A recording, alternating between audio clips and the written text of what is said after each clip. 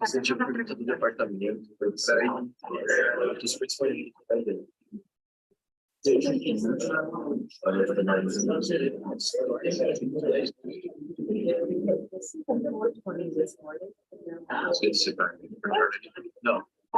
mas gente tá.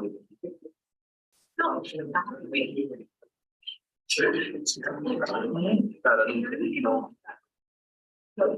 Tipo, tão esperando. Acho que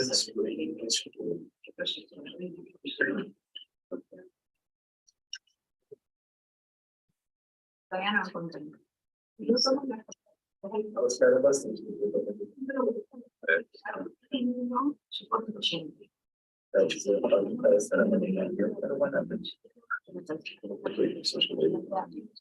Teve algumas cidades que perderam os prédios, porque tipo, não senti.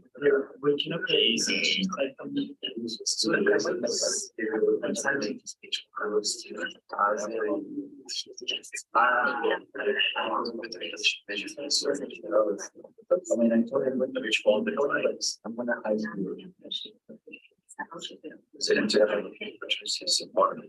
Não, depende. Você pode ser sincero, depende. Mas nem todos os membros vão é uma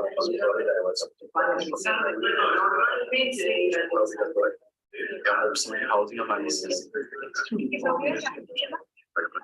Não, não deve ter.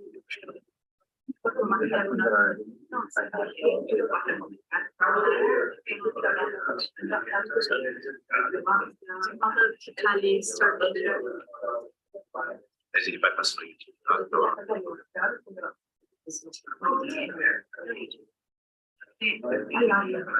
Não sei se já está. Tá no YouTube.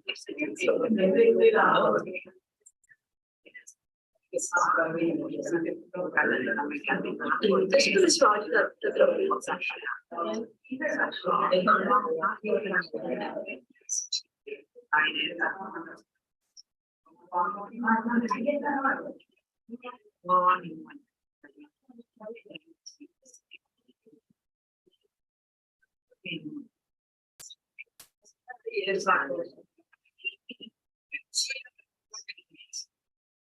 Sí, hay para colgar y descargar.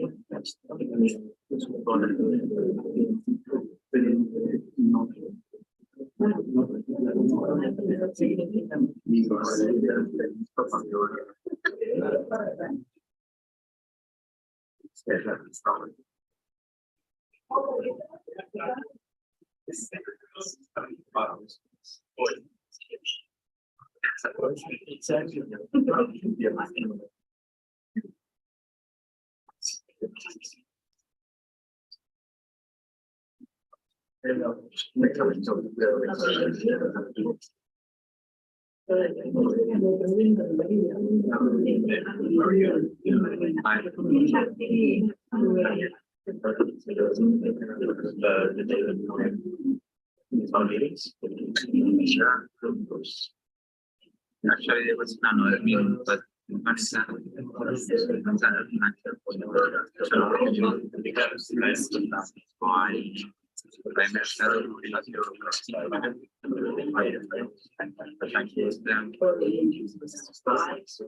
So they have a plot.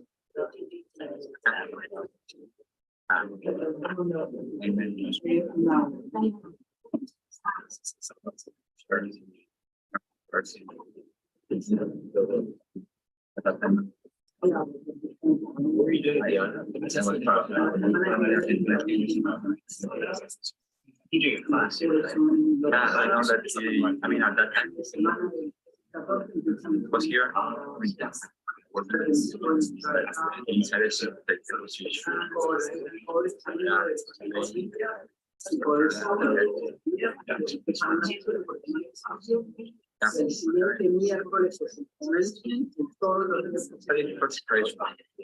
Very challenging. He's class, so he is play by play. Very interesting. Studied that. I think Yeah, clearly, he's a genius. I guess that's why it's connected to the process. Yeah. This is now such a great grasp on all the differences.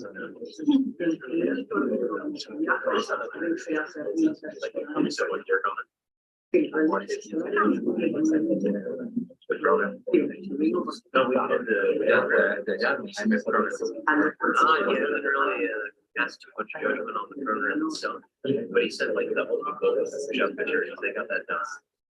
The process pushing out debt maturity. A lot of that debt is coming due now. Coming this year, next year, huge split all over Latin America and globally too. Do you still work on restructuring with the idea?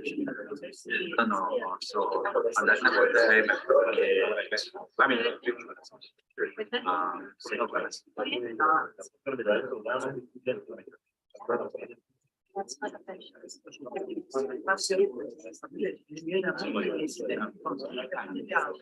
And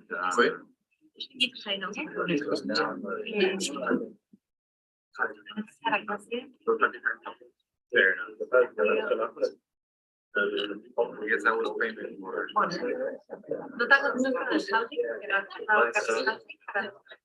In terms of the outcomes, it seemed like he's got the better. We'll find out what we'll put it out, right?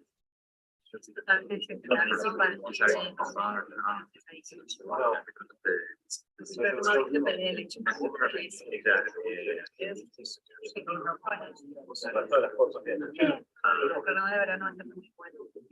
your time now. What takes up most of your time now?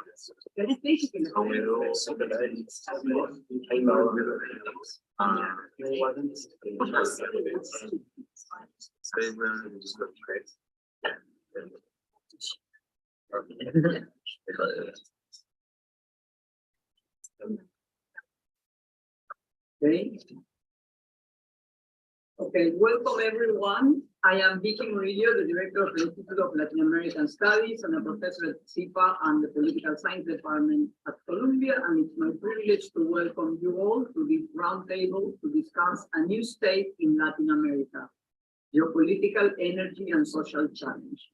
And we have an extraordinary panel, which I will introduce briefly. They have two long CVs, but many of them you know because they don't teach here. So just let me briefly, Luisa Palacios is a senior research scholar at the Center on Global Energy Policy with a multidisciplinary career in the intersection of energy, finance, and policy.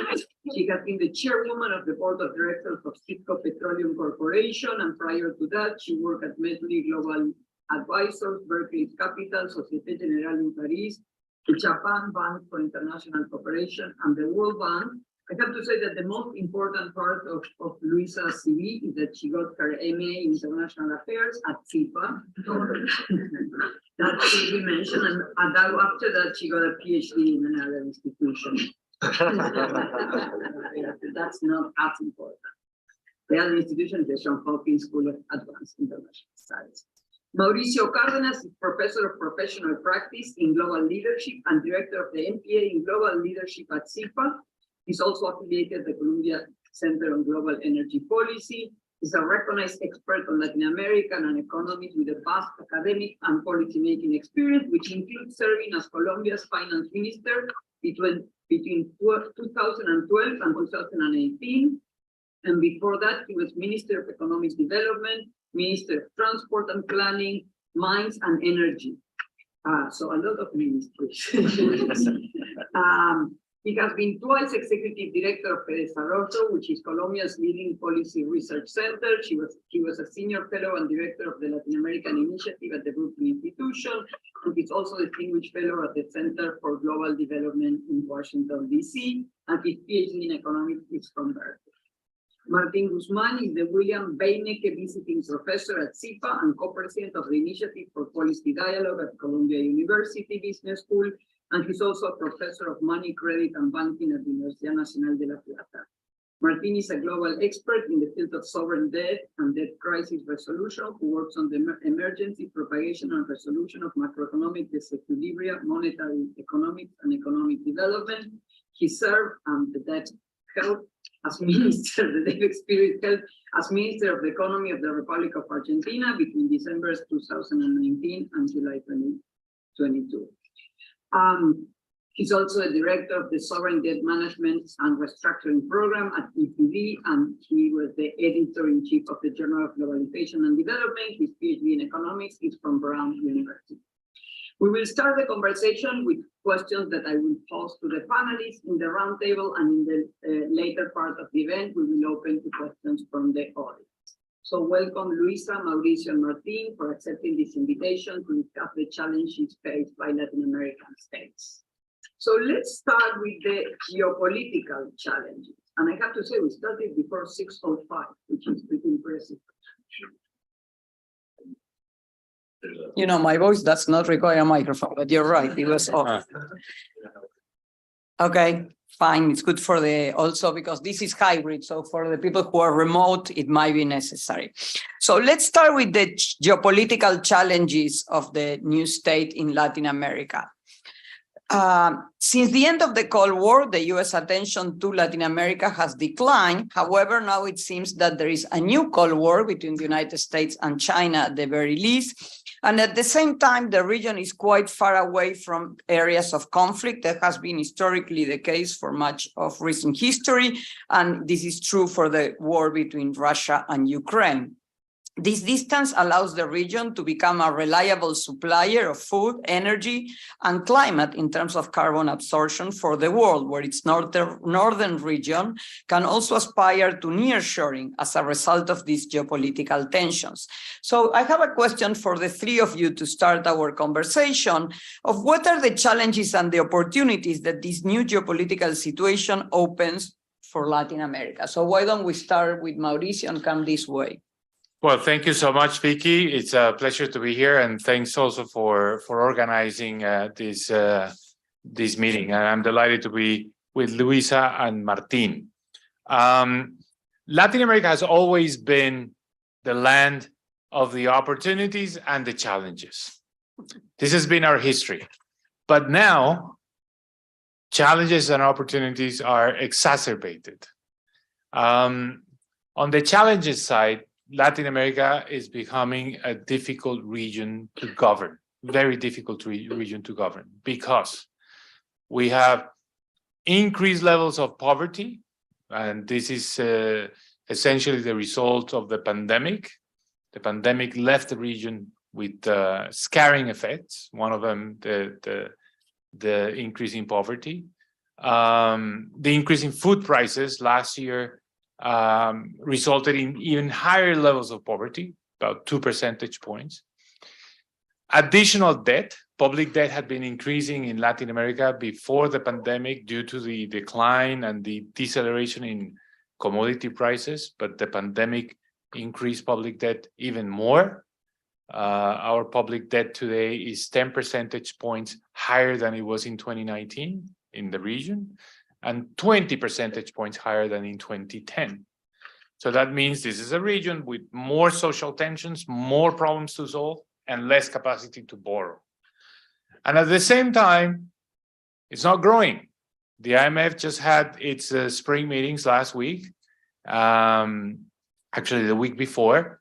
The new outlook for Latin America basically saying that growth, it's going to be 2% per year, this year and next year, and nothing better the years after. So high debt, high poverty, exacerbated social tensions, and low growth. That's the region that those are the challenges that we're confronting today.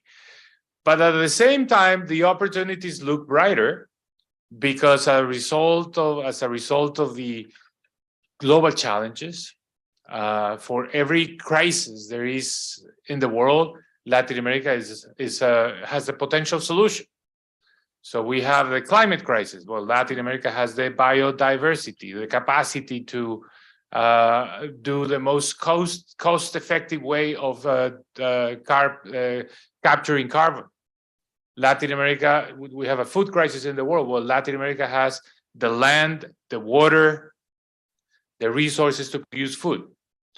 We have an energy crisis, and the world's need more secure sources of energy. Well, Brazil and Guyana are producing much more oil now than 2 years ago and are selling that oil to the markets that need that, especially in Europe.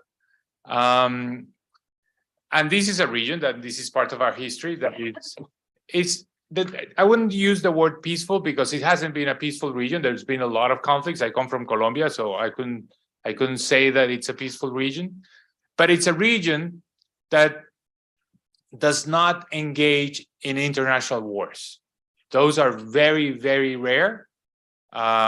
We don't used to attack other countries. So it's the poster child of the concept of friendshoring. I mean, you want to have reliable sources, and you want to have countries that are not going to start a war because they sell you something that is particularly important, like food, energy. So that's Latin America. Latin America is a region that is trustworthy. So that means opportunities. Every problem in the world, Latin America can be part of the solution. That's not just a cliche. It's actually true. So what's going to prevail? The challenges, the low growth, the social tensions, the inability to borrow because debt is already very high, or the possibility of really taking advantage of these opportunities and getting things right this time. So I think this is a very interesting. I'm going to stop these intro remarks just by saying that this is a very exciting time to be studying, analyzing, and being engaged also in the policy debate in Latin America, because this is done like no other in terms of the magnitude of the problems and the opportunities. I'm going to stop here. Thank you, Luisa. So, Vicky, thank you so much for the invitation. I am thrilled to be here with Martin and Mauricio. So I am going to talk about 2 opportunities and then 1 challenge. Not that these opportunities are the only ones and not that the challenge is the only one, but I'm just going to concentrate on these 2 things. The first, more in line with Mauricio, Latin America natural resources and its abundance of wealth in terms of natural resources is going to benefit Latin America in this geopolitical world as it has benefited Latin America in the past. We seem to have everything. Every time there's a new challenge, Latin America, as Mauricio is saying, has a solution. Another thing that I think comes to mind when thinking about the question that you ask of nearshoring and friendshoring, as Mauricio defined it, is that Latin America's democracy is a huge asset in this polarizing world in which we find ourselves. Because in this polarizing world, we have a world that wants, it's not only nearshoring for the sake of nearshoring, but friendshoring means a value-based type of relationship, a different way to define our allies. But there's another part of the world that also is more in the global south that defines itself more on a transactional basis. And so the fact that Latin America is in the global south, but it's also more or less, most of our countries are democracies. I find that a huge asset, not only from the point of view of our values, but from the point of view of being able to navigate the complexities that Latin America is going to have to navigate. Our most important investors are the US and the European Union. Our most important market is China. And so, also Russia represents a specific source of supply of fertilizers in the region. region. So this is going to demand a level of maturity and complexity in the way we do foreign policy. It's one in which I do think, and that comes to my third point, which is more about the challenges, it's going to demand much more state capabilities, not less. So in confronting with this new geopolitical world, it's also new geopolitical challenges from a issues perspective. And so in the geopolitics that we're living in is also defined by energy transition, climate change, energy security. And while Latin America is both endowed with the old energy and the new energy, it does need to attract a significant amount of resources in order to be able to meet its NDCs or its climate commitments. All of the governments of Latin America committed themselves to a significant reduction in emissions. Most of the next elections are going to be of governments that are going to deliver on all of these climate commitments by 2030, starting with two. The Mexicans and the Venezuelans are going to have presidential elections in 2024 that are going to, and so the next governments are going to have to deliver on those commitments. And that requires a significant amount of state capabilities and technocracy in a moment where I think we're redefining what that means, and maybe we are not giving the value that we're supposed to give to the ability or technocratic capabilities or abilities to withstand and have solid institutions. Let me leave it there. Martin. Thank you. Good afternoon, everyone. Pleasure to be here. Thank you, Vicky, Mauricio, and Luisa. Mauricio and Luisa already set the stage of what the main problems particularly in South America are, which are quite common to different countries in the region in some dimensions and heterogeneous across other dimensions. But what is common is that the region has been suffering from a situation of stagnation since the commodity boom was over. During the 2000s, we saw significant improvements in terms of social indicators, reductions of poverty, reduction of inequality in a continent that is not the most poor, but it was the most unequal, and it's still the most unequal. But what we didn't see was an evolution of the structures of production, I would say in virtually every country in the region, that would mean that once the commodity boom was over, economic growth could be sustained. So think of someone who is, say, today 25 years old. Well, that person grew in a continent in which it's difficult to have hope, because almost for their entire early adulthood, that person saw no opportunities in the continent, and that has political consequences. So I would say that the most important challenge that the region faces today is to set the conditions for sustained growth with value added and inclusion, create jobs at large scale that are of better quality than the ones that can be created now. One of the extreme views on how to address the problem of labor that are part of the political debate, and certainly they are part in Argentina, is that given the low levels of productivity for a segment of the population that is in the informal sector, which is about 40%, what's needed is a standard labor reform, like in the 90s, that would create more appropriate conditions for formality. Well, I don't think that will work, because that's not going to create better jobs. So ultimately, what's necessary and what's needed is to increase the capabilities both of the companies and of the workers. I agree the state capabilities are important, and the role of the state is important in this respect in contributing to a more dynamic environment through investments in two critical pillars, knowledge and infrastructure. I think the only way out is with actual increases in productivity, and that requires integration of the continent, but not the kind of integration of acting as a bloc and adopting protectionist measures, because those are mostly of a defensive nature.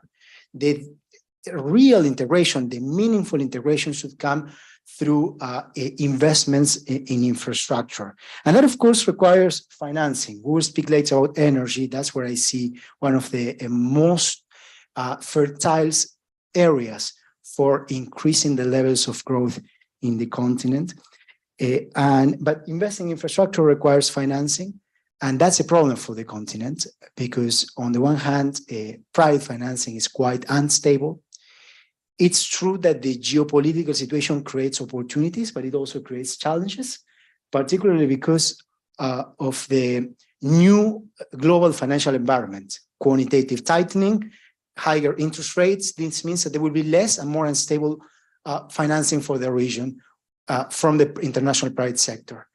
And multilateral institutions that are not regional won't provide the kind of financing that the region needs. So that's why I think the region needs a stronger regional multilateral development banks, and in this sense, the growth of the CAF will be important. Let me move into the geopolitics and a final comment before we also go to the next round. Geopolitics matters, and it significantly matters. But even though we do see a change in globalization by blocks, if the continent doesn't act as a bloc, it will have trouble in exploiting the different opportunities that could be created. We will have a chance to discuss particularly the issue of energy. But when it comes to energy, true, there is an increase in some source of demand for a liquefied natural gas, given the war in Ukraine.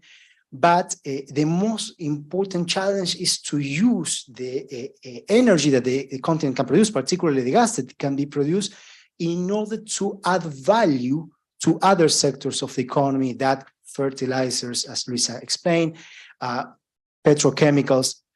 So the continent needs to move as a bloc. I truly think that's a necessary condition for finding a way out of this dynamic of stagnation.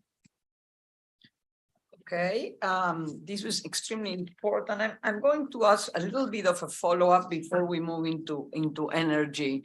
And the reason is that you guys have talked very little about China, all right, which is kind of the elephant in the room that has changed the way the region operates.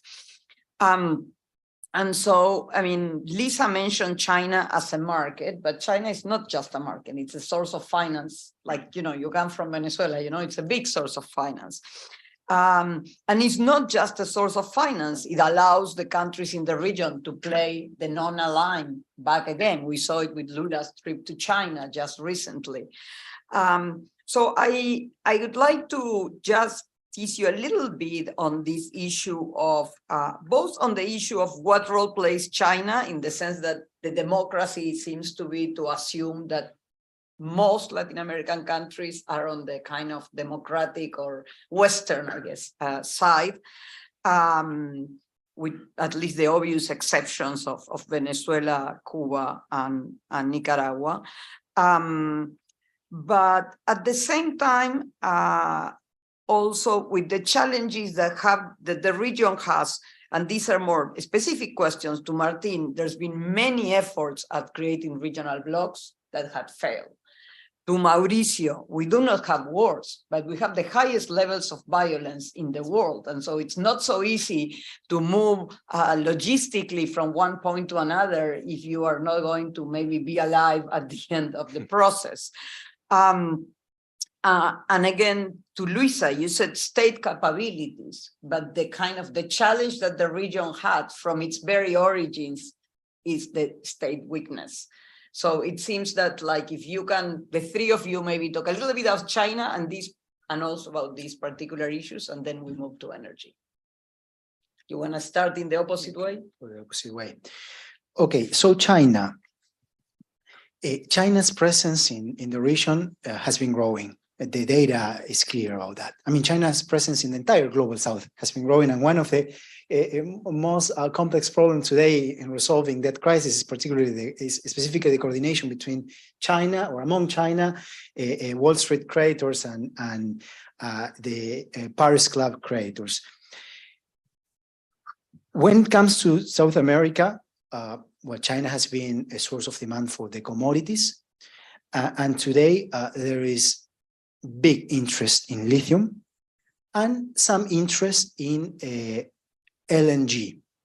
This is the kind of conversations that authorities from South American countries, at least from the South Cone, have with Chinese authorities and the Chinese development banks. And China matters also because of finances, Vicky explained.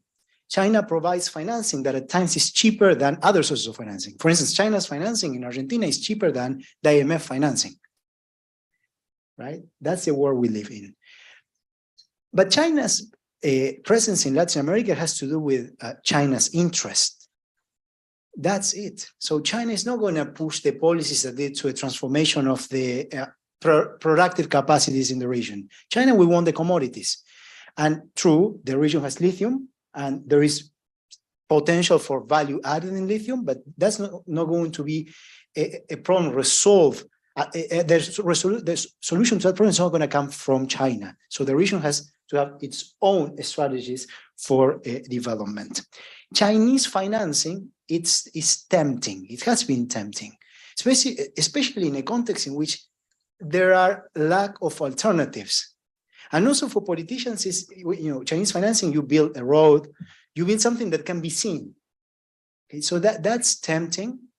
But again, the financing that China provides, China is not going to finance the electrical grid in the region or the system of pipelines for the integration between Argentina and Brazil and the rest of the continent. China provides financing that facilitates transportation of commodities, for instance, so those commodities can be exported at cheaper prices to China and they can be processed there, and or China can feed its animals with the Argentine soybean. So that's the type of financing. So that's why I think while it's important for the continent, there are obvious reasons why the engagement with China is important. The strategy has to be defined from the continent with financing from the continent. And the second point that Vicky made is about exactly that. regional How does the bloc. region Yeah, operates to exactly. negotiate with China? When I refer to integration, I'm not really thinking of a common market, or that's a different kind of discussion. It's a different, and it requires different layers. The kind of integration that I push for in the near term is through infrastructure. This is a continent. There's no ocean in the middle. There's no reason why electricity couldn't move from Tierra del Fuego, from Ushuaia in Argentina, to the north of Brazil. The problem is lack of infrastructure, and it's the same with gas. And if we had the right infrastructure, there would be a larger scale for production.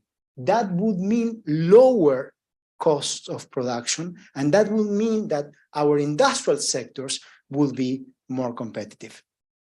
Okay, thank you, Luisa. So when I mentioned China, I just wanted to categorize the fact that Latin America has to move in these two worlds. It has to move in the world of friendshoring and nearshoring, which is becoming a world of geopolitical assets and liabilities, but it also has to move in the transactional world of China.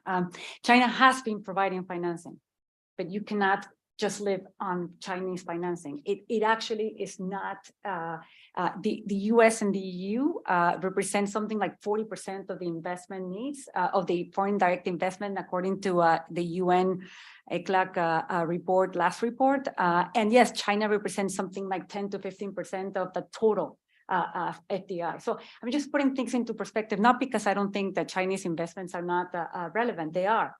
It's just that Latin America has a very diversified pool of investors. And that's what you want, not only from the perspective of sustainable development, is that you need to diversify. If anything we have learned about geopolitics is also the need to diversify your markets and your investors and your creditors. I think, so in light of that diversification that provides security and provides flexibility and degrees of freedom, it's where I think being democracies is a huge asset. You can play in various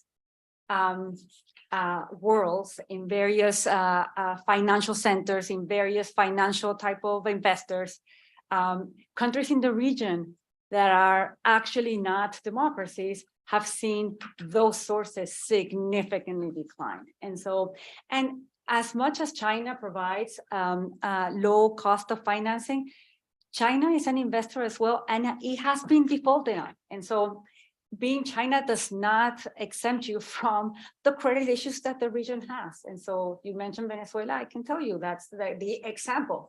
So much in line with what Martin is saying. So in relation to state capabilities, I think Mauricio and I and some colleagues at CEGEP spend quite some time thinking about the financing of the energy transition. And one of the things that we have looked at is that financing of the energy transition is also financing of new institutions and financing of state capabilities, because this is hard work and this is difficult. And so I am encouraged with the region. I think having 6 countries already with hydrogen maps, and so they are developing green taxonomies, they're understanding what it means to attract capital and attract investment in this new world. And so I would not push this, I will not underestimate our potential. I think this is more about political. If anything, the message that I'm giving is one of political understanding that state capabilities, technocracy is a strength that should not be undermined, because that is what's going to be important in the future to develop all of these markets, to develop green hydrogen, to develop even more renewable energy, and even to be able to survive as oil producers. And we're going to talk about that, but it is as important to survive as oil producers that we understand this new markets in which we are operating, and they require more, not less, state capabilities. Thank you, Mauricio.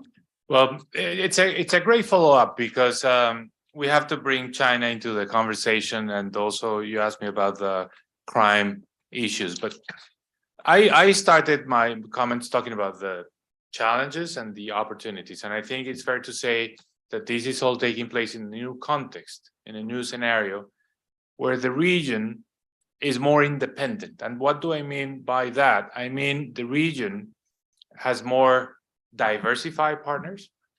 The world in general wants to be in good terms with Latin America. No one wants to pick a fight with Latin America. We're now governed by a group of presidents that are, to a large extent, left-leaning, but none of them is being ostracized. No one of them is being criticized. They are basically welcome everywhere in the world, including the United States.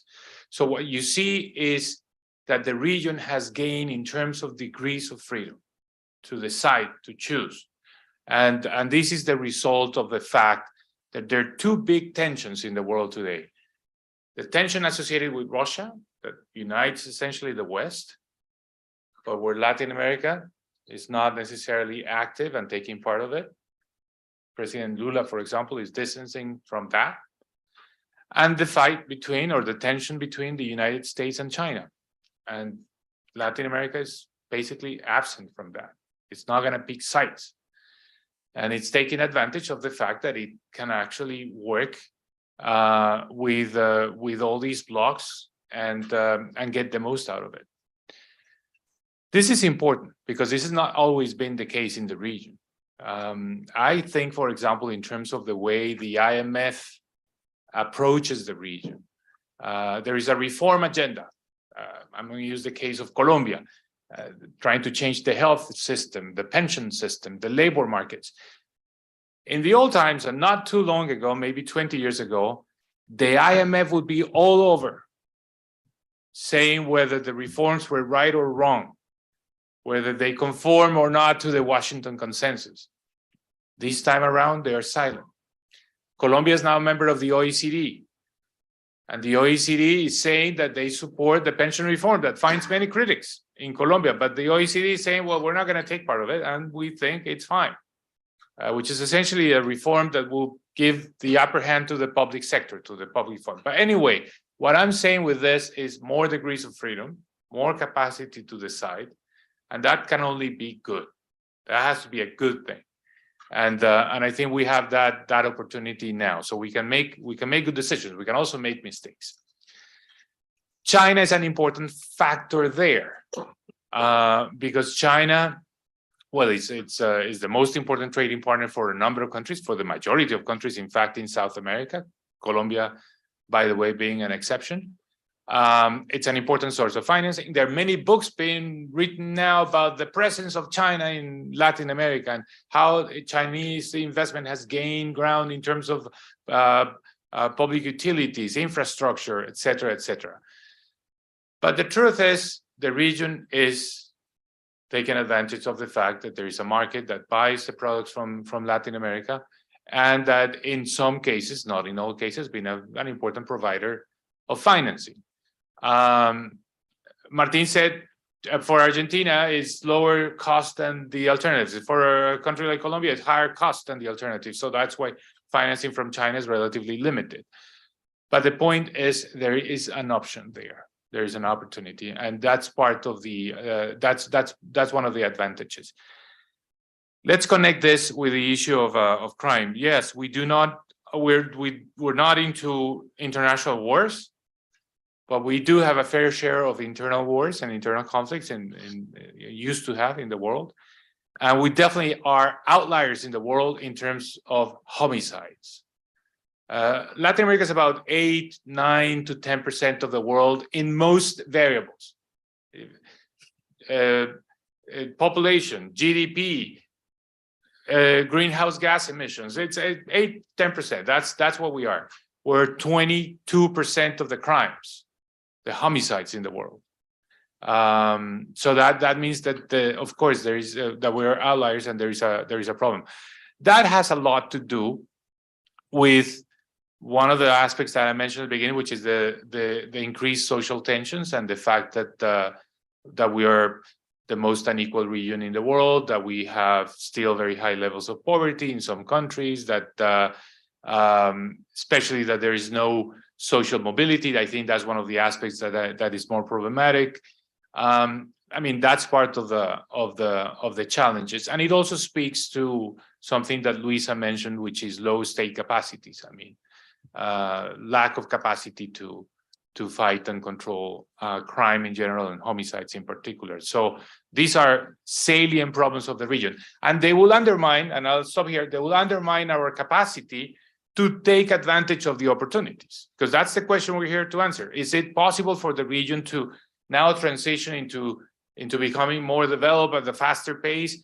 Can we basically take advantage of the climate, the energy, the food, the friendshoring opportunities, or are these long-standing problems associated with low state capacities going to hold us back? And I think that's the question, and I'd love to get back into this in the next steps of this conversation. So we're moving to energy, and you guys have all mentioned energy already. And the region is a crucial producer of energy and has the potential to grow both in the fossil fuels, but also in terms of the products that are crucial for the energy transition. It's also a region that is crucial for climate conservation. There is like more absorption than emission in the region. And this has been shown in the recent announcement that the US will contribute the Amazon funding and efforts of reforestation in the region. The tension between energy production and environmental concerns, I guess, is most salient in Colombia with the election of President Petro, but I think it's felt at the local level in many countries. So I have a different question for each of you on this area. So let's start with Luisa. Where do you see the current developments of both traditional and clean energy going, and where could they go? What are the opportunities, and how are they linked to these? Exactly the incentives put by the US, the EU, the China, the international incentives. And in particular, I would like you to emphasize the Brazil, Mexico, right? The two largest countries in the region, and given their geopolitical weight, how would they deal with these energy challenges? So we started this conversation talking about the natural resources of Latin America. Latin America has both been very well endowed with the energy that produced from fossil fuels, but it's also very well endowed from the renewable energy. I was asked recently also a question about where is the region in terms of the clean energy transition and everything. And my answer was, we are very far ahead. I mean, Latin America, and I always use this number, Latin America's share of renewable energy in its power grid is 60%. The average in the world is 30%. So Latin America is already where everyone else wants to be. And that to me is a huge advantage, that talking about the state capabilities, I think we should be, made in Latin America. We should be saying to everyone, this is made with green energy or clean energy. It's the cleanest energy matrix as a region. However, not everyone in Latin America is like that. Actually, there are countries in Latin America where you're already at 100%. South America is already over 70% because there are many differences. And as you were saying, there's really, the region is many energy transitions at the same time. And talking about Brazil and Mexico, this is where it's a twin, the tale of two cities. So Brazil is an energy powerhouse in every single aspect you can think of. Not only is Brazil already it's the 8th largest oil producer in the planet. This is a country that was importing oil like 30 years ago, 20 years ago. So which tells you a lot about the resource endowment. Helps a lot, obviously, but it's not the only determinant of who gets to attract and who gets to be energy powerhouse. Mexico used to be one of the largest oil producers, and yet Brazil is producing more than 2 million barrels per day, and Mexico is producing about 1.5 million barrels per day. And so Mexico used to be, along with Venezuela, the largest oil producer, and now they're not. It's Guyana and Brazil. And so the other thing about Mexico is that while Brazil's energy matrix is more than 70, 75, in some cases 80%, depending on whether there's El Niño or La Niña, of renewable energy, Mexico actually is a laggard. Mexico's dynamics in terms of the energy transition look very much like the rest of the world. In fact, it's probably lower than the global average. So Mexico's share of non-fossil fuels in its total power mix is less than 30%. And when we count just renewables and hydro, it's about 25%. So actually, Mexico is one of those stories that we think, oh, Latin America, everyone has hydro, it's super renewable. No, not actually, not Mexico. And that tells me a lot about the political economy of the energy transition, because state ownership of oil resources in Brazil is not hindering the energy transition. The energy powerhouse story that I'm telling you about Brazil is coming all together. Brazil is developing its green hydrogen in the north of the country. It's also a biofuel powerhouse. It's trying to develop biomass. Petrobras has one of the lowest low carbon crudes out there. So it's trying to develop everything at the same time without this being a zero-sum game. That's not the case of Mexico. In Mexico, the politics of the energy transition has meant that this is a zero-sum game. And the state has actually, the incentives of the state has been to not accentuate or not accelerate the deployment of clean energy technologies, because it goes against the market share of the state. And so how does Mexico manage that, given that it's part of U.S. Mexico Canada free trade agreement, and it has to be part of the friendshoring. Also means continuing to be part of the supply chains. And so Mexico, you have announcements of electric vehicles by some of the automobile companies. These automobile companies are going to demand more clean energy from Mexico, because then there's a life cycle emission problem that you're making electric vehicles, but you're making it with fossil fuels. And so demands for Mexico in terms of its being a manufacturing powerhouse are going to actually mean that Mexico's pressure to develop more renewables is going to increase, not decrease. But right now what you have is that Latin America attracts more or less about 4% of the total clean energy investments in globally. That's really not a lot, but most of it is going to Brazil. So Brazil's doing something right. The thing is that in Latin America, energy transition is not necessarily the same thing as meeting climate goals. in part because the region, the energy sector is not where the emissions are, or not where the bulk of the emissions are. In the region, and Mauricio can talk about this as well, it's land use and deforestation, which is the agricultural sector that is as important, if not more important, than the energy sector. So energy transition in Latin America, while it's extremely important, it's really not enough. It doesn't even get you halfway to meeting climate goals. Thank you very much, Martin. So let's follow with you, and then we'll go back to those issues in the question to Mauricio. So you talk about integration and pipelines, and so what is the role of energy integration in the way you see development strategies for the region, which seem evident in the prior answer?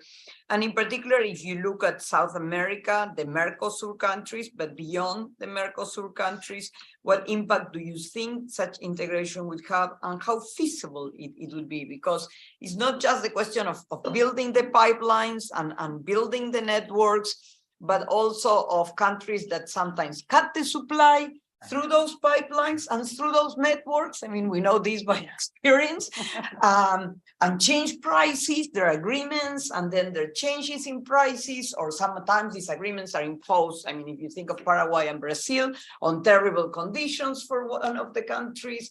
So, I mean, there is a long history that has been complicated on this issue. Great questions, Vicky. So I don't think there is anything as transformational as the integration of the energy sector in South America, as transformational for the entire continent, and specifically for Argentina. It helps on multiple fronts. So if there was more integration, if we could make energy, gas and electricity fully tradable in the continent, that would lead to an increase in the scale of production, and that would decrease the cost. What's important is that that decrease in cost translates into a decrease of the prices of energy. And if that happens, that improves the balance of payments for the countries that still need to import energy and that could export energy. So that makes the macro better. That improves the fiscal side, especially for the countries that today are subsidizing the energy, because you need less subsidies if the cost is lower.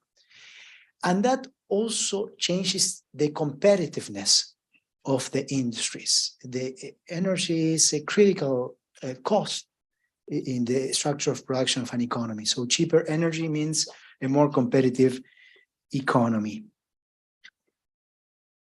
Of course, it will be good for the region to first use as much of that potential increases in production of gas for adding value within the continent. As I said before, the petrochemical industry, fertilizers, and then the rest export, and if it can be liquefied, export to the rest of the world.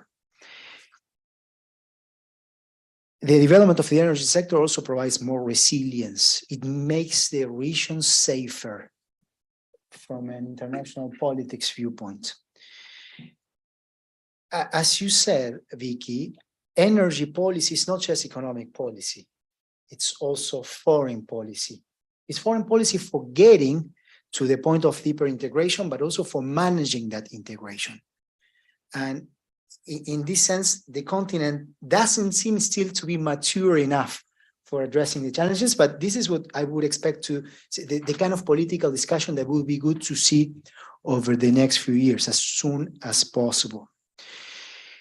There are challenges for each country that come from integration of our energy systems. Let me give you an example. Let me illustrate these challenges and these tensions with what's going on in Argentina today. The country is building a pipeline that is going to connect the south of the country with a gas pipeline, right? With the north of the country, is going to make gas tradable within Argentina, which is not yet. And it will allow for trade with Brazil. So what are the two main concerns? What happens if now gas becomes a tradable good between Argentina and Brazil. And the price in Brazil is higher than what we see today as the domestic price of in Argentina.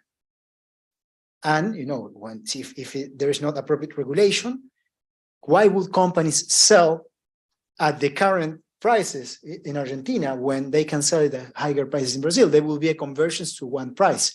And if the price of energy, rather than decreasing, increases, that leads to de-industrialization rather than industrialization. And it also creates adverse distributional consequences.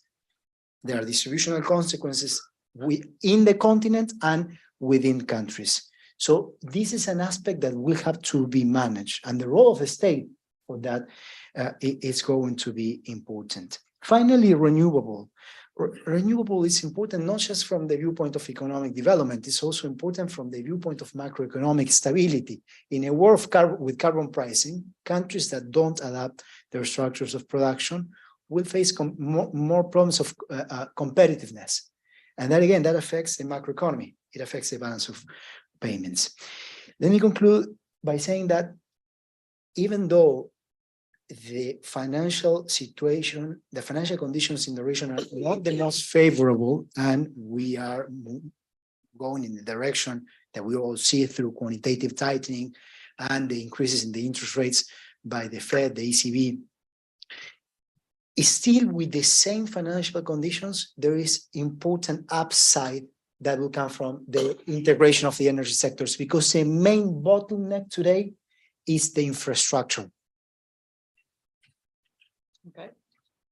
Thank you, Martin. Mauricio, I really think we're going to go to Colombia, in part because it seems to be a crucial test for the tensions between, I mean, that Luisa mentioned, right? It's not just the energy transition what causes the issue of climate change in Latin America, is the use of land, is deforestation.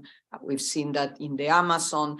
There seems to be also a tension here, distributed tension between short-term demands that could be satisfied by producing more fuel, income coming from oil and gas, and this long-term vision that there should be not just an energy transition, but a decrease in the increasing temperature of Earth. And this is something that President Petro has really made a big deal about it in his election. This seems to be a tension within Colombia and even within the administration of President Petro. So I would like you to reflect on these tensions, on how can they be solved, and what are the lessons that Colombia could have for other countries in the region, which also face a similar circumstances. I mean, we can think of Peru, we can think of Ecuador. I mean, it's not the only country, it's the country that's kind of leading the conversation, if you want. Sure. Well, I don't know about the lessons, but sure, I can try to help understand what's going on. But let me begin where Luisa ended, which is as I said before, we have 8% of the global emissions, 8% of the global population, 8% of the global GDP, which means our per capita or per unit of GDP emissions are pretty average, nothing special. Where we are special is in terms of the composition, and this is already, well known for the world in general. The majority of the emissions, maybe 2/3 of the emissions, are related to energy use, and just 1/3 to agriculture and changes in land use. Well, in the case of Latin America, it's just the opposite. The biggest chunk of emissions is associated with agriculture and with changes in land use. Just let's put a name to this: deforestation. That's basically the reason why there are emissions in our part of the world. Preventing deforestation should be, and avoiding emissions should be very easy, right? Should be, we know the technology, plant trees, and that will basically reduce emissions and would actually help solve the problem of the world by doing more carbon capture. So it's a technology that is simpler than the technologies that are available in other sectors. But it is very difficult to do this. And it's very difficult because it requires a lot of capabilities that states need to have in terms of verification, monitoring. What are you going to do with the population that typically is very marginalized, very poor, displaced population that are engaged in this type of activities, many of them illegal, like illicit drug production or illegal mining. So it basically needs a state.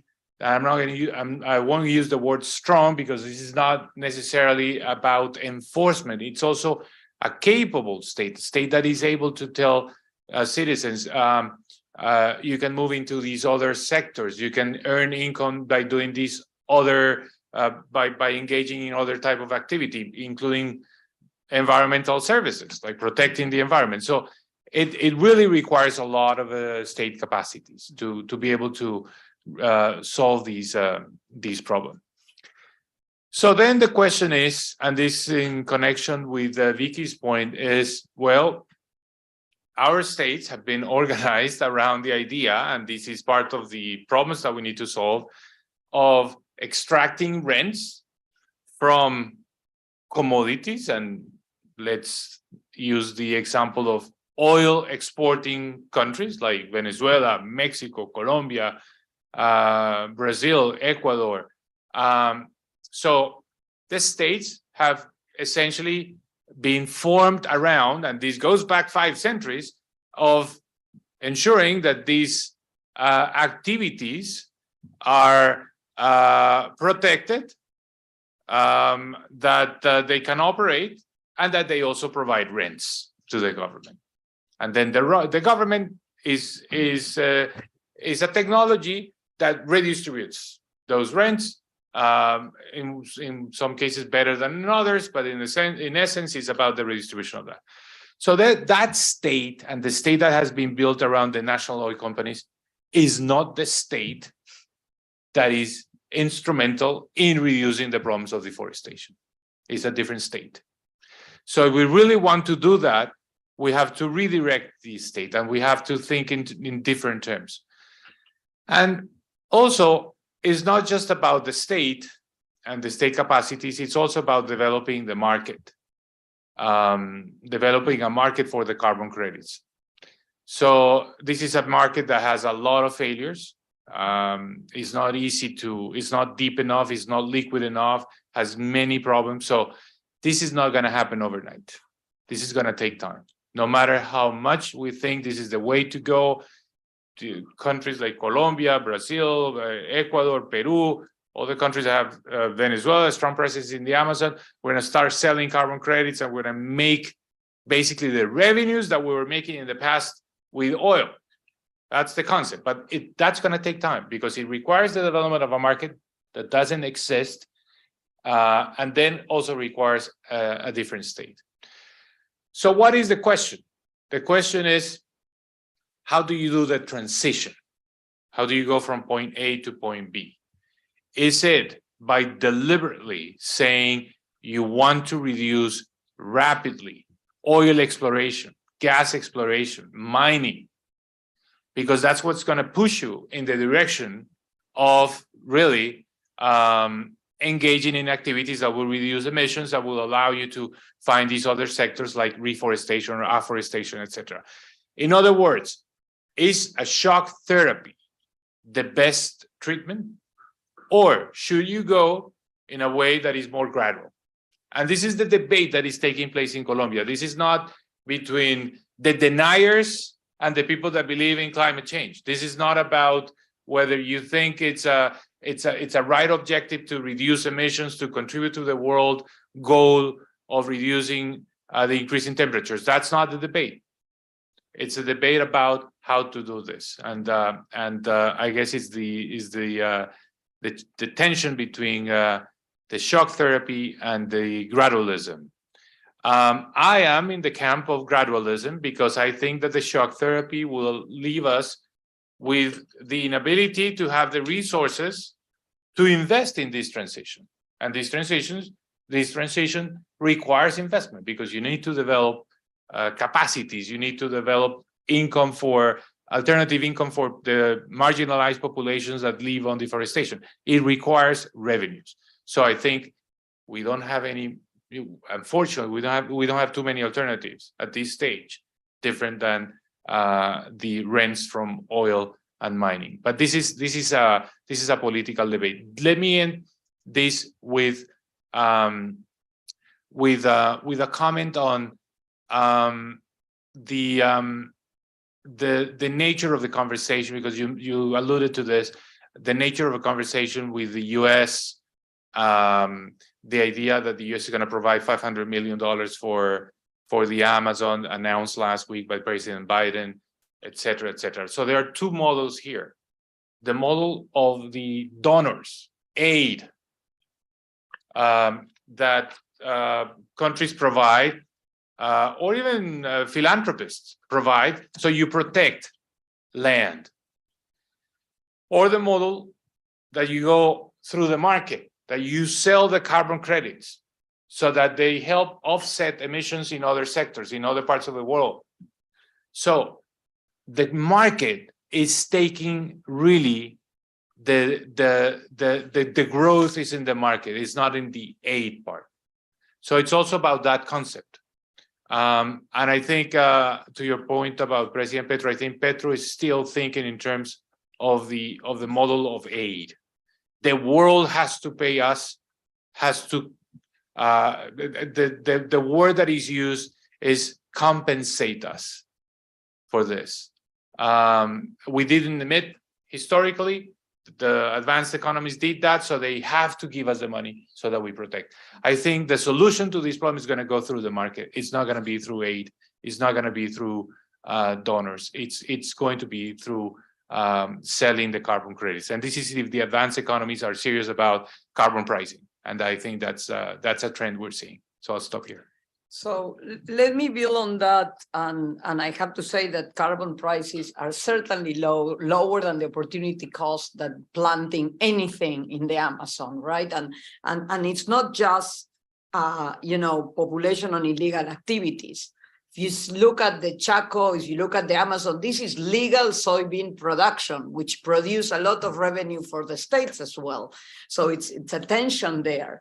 And it's important because planting trees actually does not produce the same level of carbon than the original forest. So it doesn't produce the same effect. What really should be happening, it's either with carbon markets or with aid, we can discuss what's the right way, is that deforestation is stopped before it happens because people are paid the opportunity cost. And so, but there's not much of that happening, right? The countries that are not exploiting are not being benefiting in any way for that. And I think this brings us to this idea of the tensions, of the social challenges of the region. That's why I thought of soybean, which, is the main cause of deforestation in Argentina and the main source of fiscal revenue for the government. So there's little incentive to prevent deforestation there. So Latin America is the region with the highest levels of inequality, although it's not the poorest region in the world. During the commodity boom, as Martin mentioned, poverty declined, inequality declined, informality declined, still at very high levels, but since the economic growth stopped with the end of the commodity boom, not only there was no alternative solution in terms of economic growth, but also the social indicators stopped improving, in some cases declined. With the pandemic, certainly they declined. Social discontent was very high in the region before the pandemic. I mean, the last panel we had in person before the pandemic was on the upheaval that was moving through the region. We had the 2019 social explosion in Chile, in Colombia, the strike, in Ecuador, the mobilization of the indigenous people, in Colombia. I mean, every country in the region. And it's interesting, Chile and Colombia, that were kind of oases or perceived as very macroeconomically stable, were two of the countries that saw the most discontent. So there seems to be a discontent with the way democracy works among the population. And that's higher, according to surveys, among those in the informal sector, although that's not very surprising. And I think this discontent is something that both left and right governments are facing in the region. And it seems hard to ask the population to wait for more. I mean, these people have been waiting since the transition to democracy, which happened like 30 or 40 years ago, depending on the country. And they're kind of short term, but it makes sense that they're short term because they've already had waited for a long term. And so their patience with the political elites and with their technocrats telling them to wait seems to be very short. So I have two questions that are for each of you. So first is, given these challenges, what are the key policy priorities for establishing a path towards inclusive growth or sustainable growth, however you want to call it, that addresses the social debt for these large segments of the population? All of you have mentioned natural resources, even in infrastructure, but that's not going, even the knowledge economy, that's not going to provide the levels of jobs that you need for the region. So I guess we'll start like at the beginning again, and then the second question. But you'll have to, it's a great question. It's a big question and many interesting topics there. So you probably have to cut me. Okay, look, got you. we 20 years ago, there was this idea that there will be no long-term gain without short-term pain. So you had to do things that were costly. You had to reduce the fiscal deficit dramatically so that would be kind of like the seed of growth, what will allow you to improve things later. Short-term pain, long-term gain. With the tensions that we see in Latin America today, it's not a viable proposition. With the social unrest, the use of this fourth power, the power of the street, that it's so dominating, it's impossible to start proposing reforms that begin with we're going to make things worse now for the short term, and then things are going to improve. So we need to start thinking in terms of the policies that are necessary in a way that are consistent with the idea that we cannot make the population worse off, even in the short term, because then governments will be kicked out. Second observation here. So given the previous discussion, we kind of think, well, in Latin America, this is not so much about the energy transition, it's more about the climate transition. So we need to think in terms of reducing emissions. We already talked about deforestation and agriculture, that's very important, but let's not ignore the energy part. So we are developing the renewable energy, the unconventional renewables. We had hydro for decades, but we're now doing solar and wind, and that's kind of like being extended into the idea of developing hydrogen, etc. So how should we go about this? We need to bring in the conversation something that has been very absent in Latin America historically. I mean, it was important in the mid-1950s, in the middle of the 20th century. We need to bring back industrial policies. In many sectors in Latin America, this is not well received.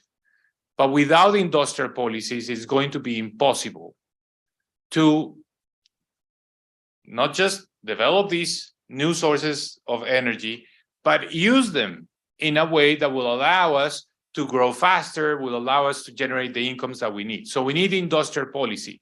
We're not used to that.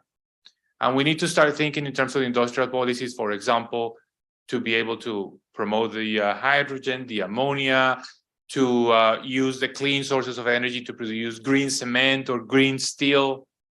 Essentially, this could be the cornerstone of the reindustrialization of Latin America, but a green reindustrialization. But our states do not think in those terms. At least I haven't been used to do that in the last 20 years. So we need to, and this is something that requires a lot of skills, and it also requires resources. Think of what's happening here in the United States with the Inflation Reduction Act. It's been very successful. There are news all over the place saying that the amount of investment that is taking place, yes, but it's very costly at the same time. There's a lot of money from the government in terms of tax credits and in terms of subsidies and expenditures. We don't have that capacity. In Latin America, we cannot do whatever it takes. We can do whatever we can, which is much, much less than whatever it takes. So we have to be very selective. Is it hydrogen? Is it ammonia? Is it green cement? Is it steel? But we need to do that. We need to go that extra mile and think in terms of industrial policy. So I'm going to end with this. We need a different state. That's part of the problem. To be able to take advantage of these opportunities, all these opportunities, it's not the old state, the state that was built around the extraction of rents from the oil and mining companies through the national oil companies. No, we need a different state because we need a state that's going to require very different capabilities. We need to be able to develop the carbon credits market. We'll need to be able to develop these industrial sectors to be able to use clean energy. I think clean energy, the advantage for us is not to bring it from Patagonia to Alaska. That's not going to do the trick, because the US is also going to produce clean energy. It's going to do it very cheaply. What we need to is make sure that we transform that green, clean energy into products, and that we become important suppliers of those products, be in the batteries for electric vehicles, be it hydrogen. Each country can make a decision. It's going to have to be selected, but we need to bring back that into the equation. Luisa?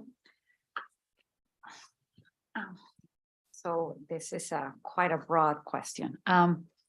The energy transition discussion is coming alongside the discussion about sustainable development goals. It's coming alongside the discussion about just transition and environmental justice. So my sense is that what Mauricio was saying is that this is not an agenda that you can just navigate through it without also showing how is it that you're dealing with these issues. And I say that because I think this also is going to demand of Latin American states a different way to think also about rents. And you mentioned that Latin American states see energy as a source of rent, and we have to. The energy transition sees energy as a source of development, and you're talking about industrialization.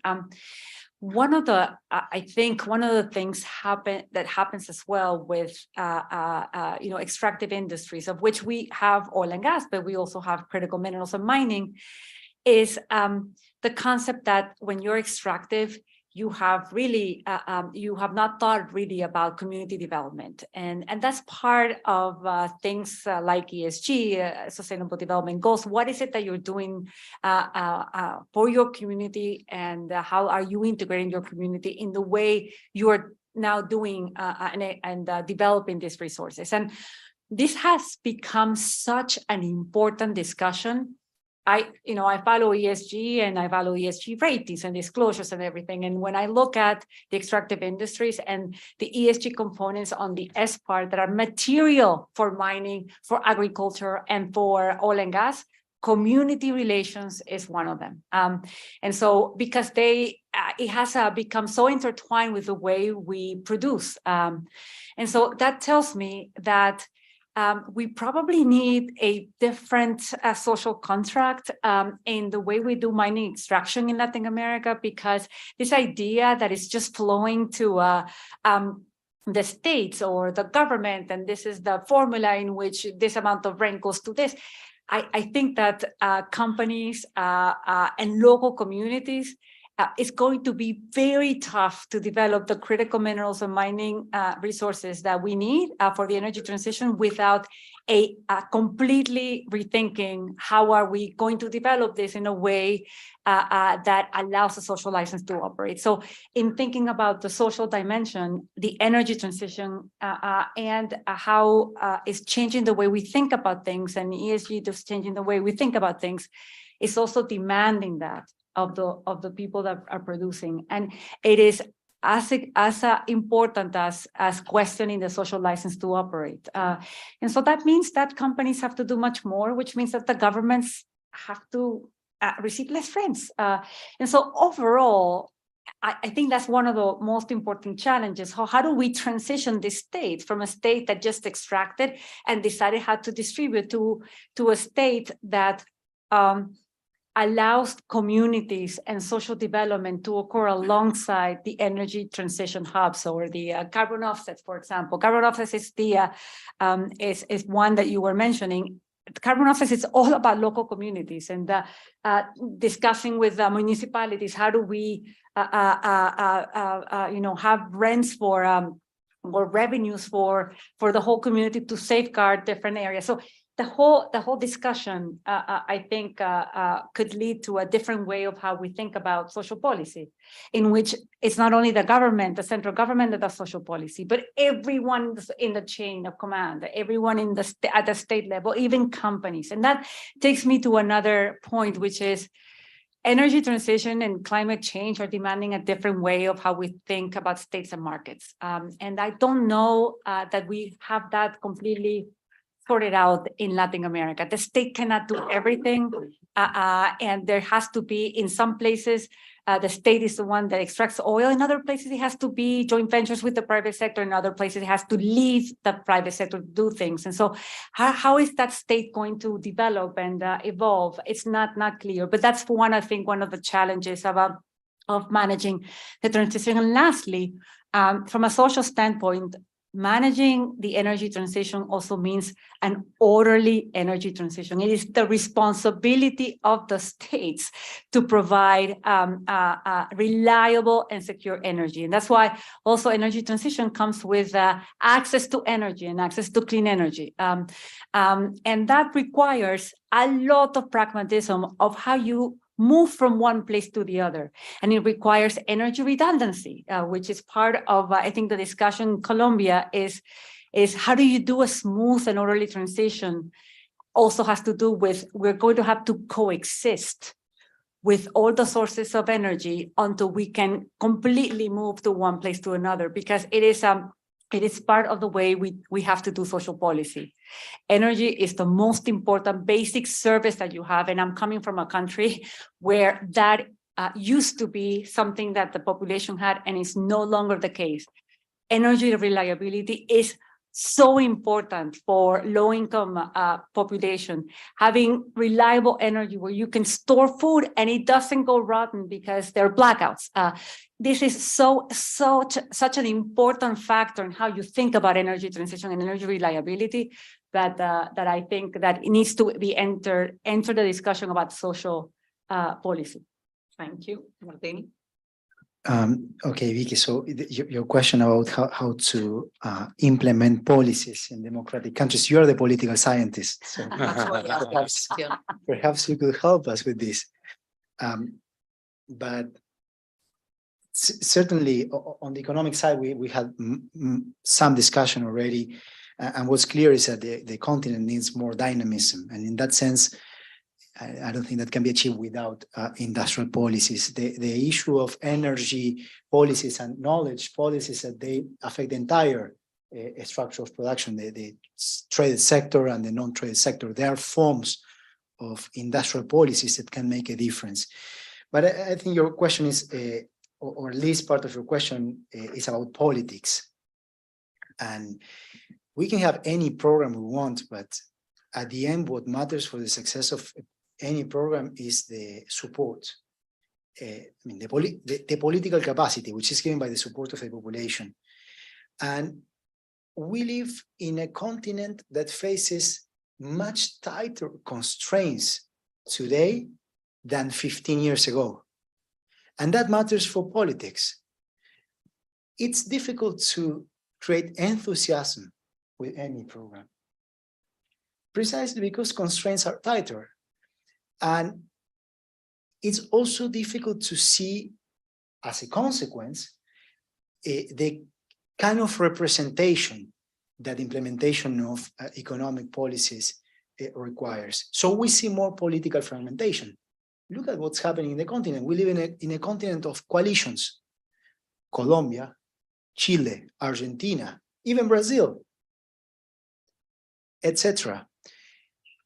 And a continent with governing coalitions in which it's so difficult, given the constraints, to offer something that guarantees political success over the medium term, that we see more conflict. And also, unfortunately, and this matters for the economy, we have seen it depends, every country is different, and we should make this clear, but in some countries we have seen secular increases in conflict domestically, more polarization.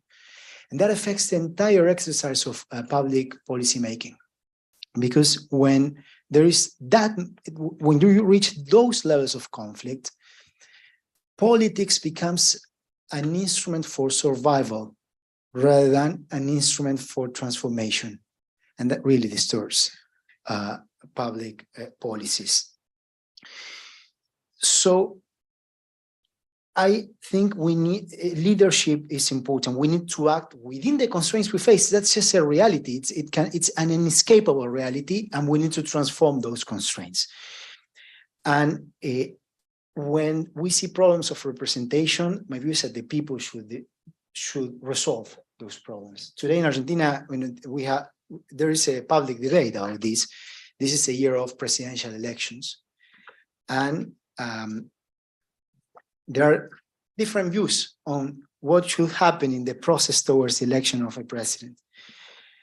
I think we should let the people decide who represents the people. There should be electoral competition at the level of the primary elections, because that's what will strengthen the democracy. And that's a process that can lead to new leaderships, and therefore find the right conditions for implementing any program that could be implemented.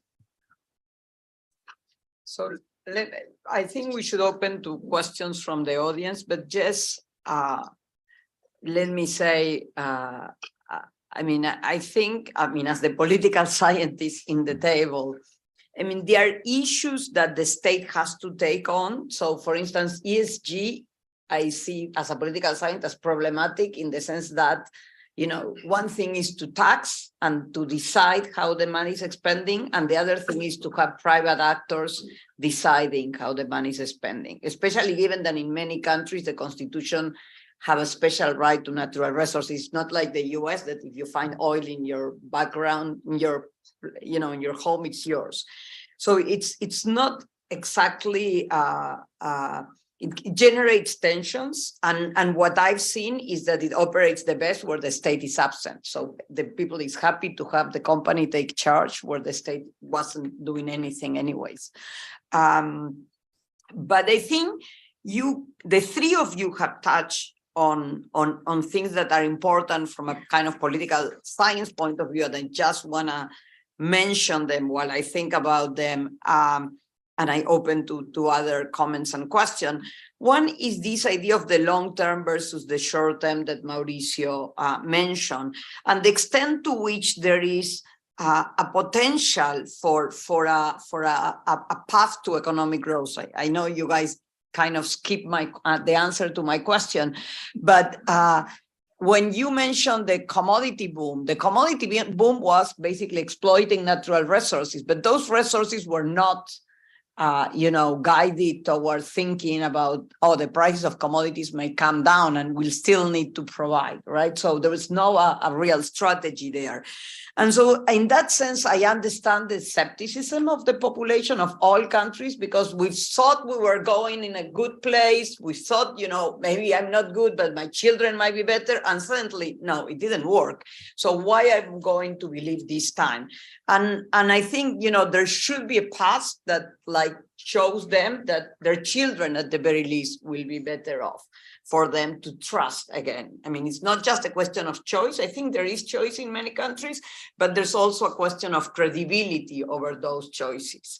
And I think, I really like it's interesting when we talk a lot about energy, but there was both the question of cost That's a very dramatic one. And the question of reliability. Those are two things that people want when, like, voters want when you think about energy. And they really, the idea of welfare, I think, is what's behind that, right? That's what's ultimately in the mindset of voters. The idea of having, basic ideas of welfare, which include both not to be killed, so security, and to have like sufficient for their families. I don't think voters are particularly dramatic in the way they think from anyone else, but I think we should provide kind of a long-term prospect for them if you want them to believe in whatever support coalition. The fact that we don't have those ideas maybe explains the fragmentation that we see, that politicians who do not have those ideas end up having short-term incentives to fight each other. So let me get back to the audience and open for questions and comments. See you. You want the microphone? And please introduce yourself for those who don't know. Thank you. My name is David Sekiguchi. Thank you very much. Revisiting that both at a domestic and at an international level, the reliability. Domestically, because there are different governments, they have different views, and they can change the rules, and that whatever the merits conspires against investment, and that's internalized. And internationally, the question about shutting the valve and not exporting here or changing the prices, are there institutional arrangements that can be done both domestically and internationally too, while of course respecting the sovereignty that's irreducible of a country, can also increase reliability or limit the discretionality of further changes? Thank you very much. So let me take some other couple more questions and then get back to, yes. Hi, my name is Jana. My question is regarding growth models, and it's maybe a very development economics focused question. So I've heard that you think about industrial policy, and I was wondering how much we still think about the models that have been around for the last 30, 40 years or even longer, which are catching up, governing markets, jumping up the value chain. How much is that still relevant in the way we think about growth models, and how much do we maybe have new ideas or that I've heard in the discussion in the US and also in Europe, which is around supply side progressivism, and how does it relate to maybe a discussion between the left and the right in Latin America? Thanks. Ben?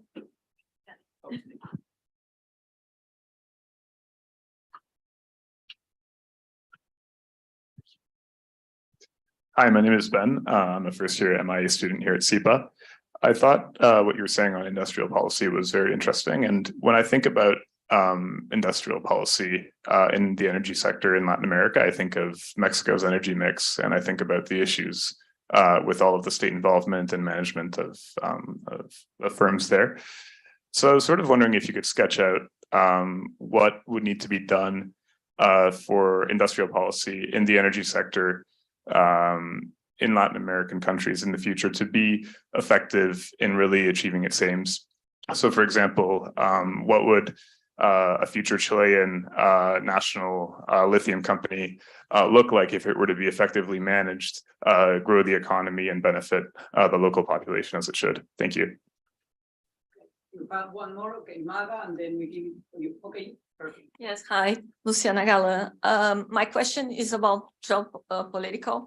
Mauricio mentioned at the beginning that he thinks that Latin America is kind of neutral to, the West and East debate. But Lula was in China last week and mentioned that the de-dollarization is a priority for his government, that he doesn't understand how the international trades are done in dollars, still in dollars, that he thinks that the US stimulates the war between Ukraine and Russia and is flirting with Putin for a closer relationship. How do you see that for the region considering that Brazil is the biggest economy. And so how do you see that? Just a populist, silly president talking nonsense, or you think that this could bring real consequences to the region? Thank you. Okay, so let's give it back to the panel. You can choose which questions you. How would you? You want to start? Luisa, you never started, so why don't you start? So I'm not going to answer all the questions. I'm just going to I'm going to pick two. I'm going to start with the Chilean easy one, the Chilean National Lithium Company. There is a reason why a lot of countries in Latin America, national companies benefited the exploitation of oil versus gas. And there's a reason why Russia did not shut down the gas and not the oil. The oil rents are much higher than the gas rents. And so what I'm getting at is the rents coming from critical minerals are not clear that they can, this is not necessarily a nuclear, right? So this is not an easy one because it's not necessarily, it's not going to provide you with the same level, it might not provide you with the same level of rents. That's one thing. The second thing is that all the nationalizations that happened, except for very few ones, but most of the nationalizations that happened historically in the oil and gas sector, which was the first extractive industry, were done after there was significant investment of international companies that already had developed the technology and the capacity and had invested significant amount of resources, because nationalizations happen normally when already the industry is developed.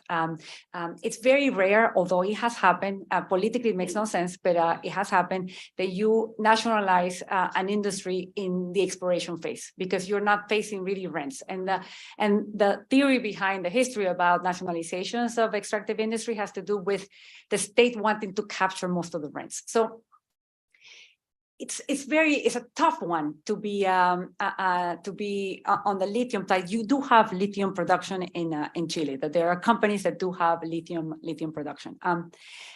It makes more sense to me if you definitely are going to have a state agency involved in lithium to do something like the Norwegians developed for the oil and gas sector, and not necessarily what only Equinor did, but the Norwegians, which was replicated by the Brazilians, developed a national agency that it was really functioned like a portfolio holding, in which the agency, what it had is a stake, an equity stake in the development of that resource. And so you conduct the bidding rounds, and the bidding rounds, some of the criteria, in some cases, is how much of the equity stake are you willing to give that government agency? So what the government agency ended up being is like a state venture capitalist or something like that, in which it did not have direct operations into the resource. And so it does seem that extractive industries, the history of the extractive industries is that you end up develop, state companies. And if you're going to think about doing that, I think the best way to do, not that I'm recommending it, but the best way to do that is a way in which you do not hinder the development of the industry. So how do we think about this? That the state does get the rent, but without hindering its development and its future production. So that's how I would think about that. The second thing, but I'm not going to answer in a very satisfactory way, David, is about the contracting part. One of the problems, political risk in Latin America is when you export what you consume. That is a formula for changing contracts, export controls, and I think Argentina has long experience with these kinds of things. And so it's the history of the natural gas industry, it's the history of the beef industry. So, but it's not only that, it's in many countries, it is the same dynamic. So, and so I think that one difficulty is to develop contracts that can withstand domestic pressure when you do not have a significant surplus capacity. That's a tough one. So not sure I can answer that it's a risk, and it's a risk that has to be built into contracts. To me, more about, okay, force majeure. So knowing that this country significantly consumes that in which I am exported of, so how can I develop compensation mechanisms because it's going to happen, right? So if you were to, rescind on that contract, that's how I would think about contracts that have that significant risk of disruption because of domestic use. The LNG market has, but when that's not the case, the LNG market, I thought was that was a lesson from Chile and Brazil. Because Chile had to diversify away from natural gas from Argentina, it had to develop, overnight an LNG capacity, right? And so it was for Chile, it was extremely important to have security of supply. So it developed long-term contracts, mostly from the US. Chile imports most of its LNG from the US. And to give you an idea, Latin America imports 40% of US gas exports go to Latin America, mostly in the form of pipe to Mexico, but also in terms of LNG. So Chile has these long-term LNG contracts, very, very secure, in which Chile has that capability of saying, I'm not taking the contract when it has sufficient hydro, it doesn't need it, and so it can be sold. Brazil and Argentina have developed an opposite view because it is cyclical. It sometimes has to do with climate and hydrology. Then they don't want to develop long-term contracts because you have to pay for that. And so what they do is that go in the spot market. And so what happened to Brazil in 2021 is that it ended up incurring a significant cost. So one thing to think about in Latin America when you have these kinds of issues has to do with, do you want long-term contracts or do you want short-term contracts, and just take the risk of market risk linked to hydrology. But there are already, I think the market has been moving into creating flexible contracts that are allowing for disruptions and changes in destination. Thank you. Good questions. So Luisa already addressed at least a couple of them. Just picking up on David's question, complementing Luisa's response. So I was thinking in principle that there are two main reasons why rules change at the domestic level. One is the macro inconsistencies get relief, and that's the problem of the macro instability in the region. It becomes impossible at times to fulfill the rules. So that's a macro problem. And the other is a change it's the politics, but we will of course have alternating governments, right? And that's what we want. We want a well-performing democracy. So I mean, there is no space for massive changes all of a sudden in terms of the perception. And you could tell us, because from your side, you could tell us whether you see any path to massive changes in perceptions about the stability of the rules. So the continent will have to deal with this. Again, every country is different, but this is a problem we will have to decide. The point here is that we will have to define policies, economic programs, accepting those realities, and improving some aspects of the definition of rules, at times involving Congress, may make a difference for certain issues that could become state policy. Jana, on the industrial policy models, certainly the policies that work in South Korea, in the East Asian countries in the 50s, they wouldn't work today. Any strategy for economic development has to achieve three conditions. It has to create jobs. I mean, it has to be inclusive. It has to create foreign exchange revenues such that we have macroeconomic stability, and it has to create spillovers in the sense that we get economic dynamism, intertemporal spillovers. And what Korea could do with the development of the manufacturing sector, certainly Argentina can't do it now. So you're not going to compete with Adidas producing shoes in Germany, she's from Germany, with robots. So you cannot replicate those strategies. So that's why it's so important to have an evolution of the views for industrial policies, and some of the elements that we provided today intend to go in that direction. And finally, Luciana's question, I mean, the reality is that we live in a globalization in which, you know, it's different than before. It's not that there is a deglobalization. Data doesn't tell us that there is a reduction in trade flows and investment flows, but we have a different globalization, a globalization by blocks, and the different countries in the region will have to integrate themselves, dealing with the different blocks. And these relations are all important. And when it comes to the payment system, there is a perception by many that the pre-war in Ukraine international payment system is not resilient. We know that there are economies of scale from an international payment system. There are network effects, but it could be also that all of a sudden you get excluded from a particular payment system. So this creates a lot of questions for policymakers in the region. Mauricio? Well, thanks. Just to touch briefly on a couple of the points that were mentioned. The growth model, which I think is a great question, in some ranks in Latin America has been interpreted as the need to start a new phase of degrowth.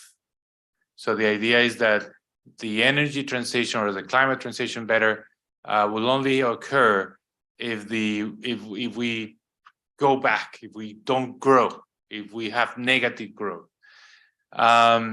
You may think I'm saying crazy things, but take a look at the newspapers in Colombia, and you can read President Petro saying the energy minister is right when she says that degrowth is one of the options. Which, in my view of things, is it's not just a bad idea. It's an idea that it's completely at odds with history, with the history of technological change, that you can actually innovate, improve living standards, and change the way you do things. And in this case, we can change the way in which we produce, and without the cost in terms of growth. I'm going to connect this with industrial policies, which was a question that was made in the back. So industrial policies require capacity on the part of the state, be it through subsidies or the government directly taking equity positions in companies, or tax credits, et cetera, et cetera. And we don't have that capacity, really. I mean, we cannot compete with the United States or Europe in that regard. So how are we going to do effective industrial policies with very limited resources? And also at the same time, how are we going to do this with this debate that we need to decarbonize very fast and maybe phase out oil and gas, because this is part of the political agenda. So I think the only way out of this is to transform our state-owned enterprises, our national oil companies, into agents of this change. So why this? Because they have the resources, they have the capacity, and they'll have the political muscle to really tell governments, we need to continue producing copper, we need to increase our production of lithium, we need to continue or explore more to produce more oil and more natural gas. And then they could be also, with those revenues, investors in the sense of these industrial policies. They could be the investors in the production of electric, of batteries, or the production of clean energy, or, So I think the political dynamics and the fiscal realities, in my view, point in the direction that the NOCs, SOEs are key agents of this transformation. Without them, it's not going to happen. And on Brazil, on the role of and what President Lula said in his recent visit. Well, Antonio Carlos Jobim, a very famous Brazilian, used to say, Brazil is not for beginners. So, we have to be cautious about how to interpret what Lula said. I have the impression that, Lula was making statements in Beijing that clearly were not well received in Washington. That's very clear. And he was making the point, I'm here in Beijing, I'm strengthening my relationship with Beijing to take advantage of these opportunities and become a player that is that has more room for maneuver. And I think this is part of the game. Some of the things he said, I think, are right. For example, when he said the war in Ukraine has to end with a negotiation, and the negotiation will happen. This may be ahead of his time, but the negotiation it's the only way out of that conflict, as with any other conflict. So my sense is that he was there elevating the status of Brazil, of Latin America, in the sense that we're not fully aligned, to use the term that Vicky used at the beginning. We're not aligned, and we're independent, and we're going to set our own priorities. Whether this is going to be, well, he said that in the first days of in office. He went to Buenos Aires and said that there'll be a common currency between Argentina and Brazil, which everyone thought it was a non-starter. But certainly, I mean, this is the rhetoric, I think, in terms of what's happening in Brazil. Now, if you ask me, and I'm going to make a comment on the fact that Latin America has been shifted to the left. Yeah, that's true. That these leaders are, more kind of like they have they're becoming more more influential at the global level, or at least having a greater voice at the world level. President Petro had just last week selected as one of the 100 leaders by Time magazine. But at the same time, their societies, their countries are very divided. They won by a very small margin.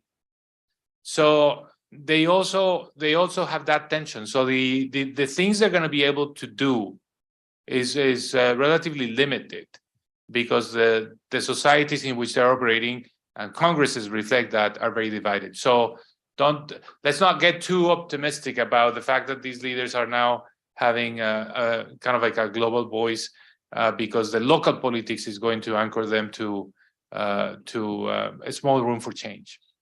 Okay, so a couple more questions before. Okay, I have Christian and Magali there, and then a last one over there.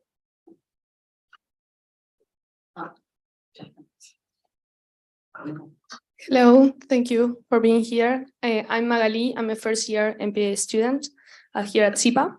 And I wanted to ask something regarding the political support, or the importance of people support that you mentioned, which of course I believe it's important since I believe in democracy. But for example, everyone wants low tariffs, although they are not sustainable and actually very harmful when they are broad-based. And for both cases, Argentina and Colombia, how do you build the incentives among political parties not to be tempted to follow these popular but unsustainable kind of policies? Christian, and let's try to be brief because we don't have much time. Hi, thank you all for coming. My question has to do with a few of the comments that Martin and Mauricio made, which is regarding the new monetary regime with a lot of more monetary tightening. I wanted to know, all of these projects that you guys are talking about requires a lot of investment. It's more expensive. What government capacities, and in Luisa's experience as well, maybe private capacities, is there in order to try to implement all these things, given the rising costs of credit? I was curious if you can shed any experience on trying to navigate with the resources at the disposals of these states. Perfect. And then there's I can project. I'm Pranay, first year MBA student. Appreciate you taking the time to speak to us. I'm curious, going back to the beginning of the introductions, the geopolitics portion. America, both sides of the aisle, there's appetite to pay attention to China, to compete with China. that the government's put money into that. They've created like the Development Finance Corporation. There's a lot of appetite, both politically and financially. But it may not have it hasn't really translated boots on the ground in Latin America into supporting projects like China has been. What is America missing? How can America connect the dots and be a better partner in Latin America? Okay, we have 10 minutes, so like about 3 minutes per person. Martin, you start now. Okay. So Magali, the first question, I don't know if I'm the right person to answer that, right? But And it's prices, it's like prices of public services, what you're referring to, right? Not trade tariff. Not subsidized. She means utilities. Utility prices. I mean, this is a problem for it. You don't want also to make, of course, energy unaffordable to the people. That's why a strategy for the development of the energy sector is absolutely a priority. But when you have 3 points of GDP of your budget spent on subsidies to energy, it basically means that the state has less capacity to do other things. And given the constraints that the state faces, it's important to define priorities. My view on this is that I rather invest more in knowledge and in public infrastructure that creates a dynamic comparative advantage, and on this. When I was the Minister of Economy of Argentina, in a public presentation, I explained something that is important also from the political viewpoint, and of course it created some tensions, to put it mildly. I said that the subsidies to energy were pro-rich. So if it's for the rich, that doesn't give you many votes. Because at the end, what you need is the support of the people to your policies. And that requires leadership, that requires courage. The question on the implications of the rising cost of credit. You know, again, we are in a different time now than pre-COVID-19 and pre-war in Ukraine. The increase in the interest rates and the quantitative tightening policies means that there is less liquidity and it's more expensive. And these may have heterogeneous implications, but certainly it will have implications for the stability of private capital flows in the region. So that's why I emphasize that the regional financing is so important. If you look at the data, what you see on debt from 2008, there's like a change in the slope at which debt grows in Latin American countries. But there's not just a change in the rate at which debts grow, but also a change in the compositions of debt. And private financing becomes relatively more important, meaning that it's a higher fraction. And one event that was important for thinking about the financing for development in the region is what happened in Brazil with El Lava Jato, the car wash. Because that goes straight to goes to the problem of financing for infrastructure, and we are not seeing much change when it comes to the issue of financing for infrastructure at the regional level in the region, including from Brazil. We haven't seen really any significant change in the financing policies for infrastructure in Brazil so far, at least. After changing government, but that's one of the top concerns for policymakers in the region. What's going to happen with financing this decade? And let me Mauricio, or well, I'm going to make a quick reaction to that point, which is very important because it basically touches a very obvious point that with the current monetary policy and the current, I guess, new normal, which is high interest rates, it was going to stay for a while. I think now we look at what happened after 2008 and 2009 with the global financial crisis and the low zero interest rates that were kind of like in place between then and now. as the exception. The normal is going to be interest rates where they are now. And this means higher cost of capital for a transition that is very capital intensive and requires a lot of financing. So this will undermine the capacity of our countries to do this, to bring the solar panels, to bring the plants to produce hydrogen, et cetera, et cetera. So how to go about this?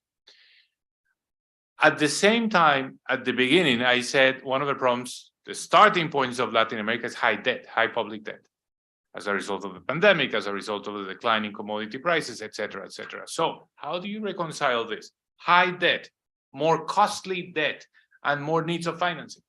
How are we going to resolve that tension? I think we need to start being creative, and topics that we are not seeing today as central to the conversation will become central.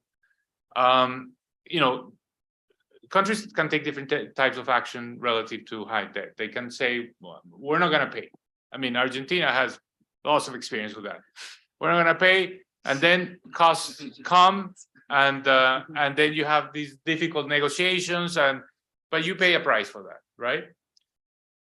We may need to do something more market-driven, friendly, more part of cooperation, which is debt for nature swaps. We need to lower the level of debt, but we need to commit what we save to the climate transition. We need to make sure that the money we save, we're going to be investing in this transition.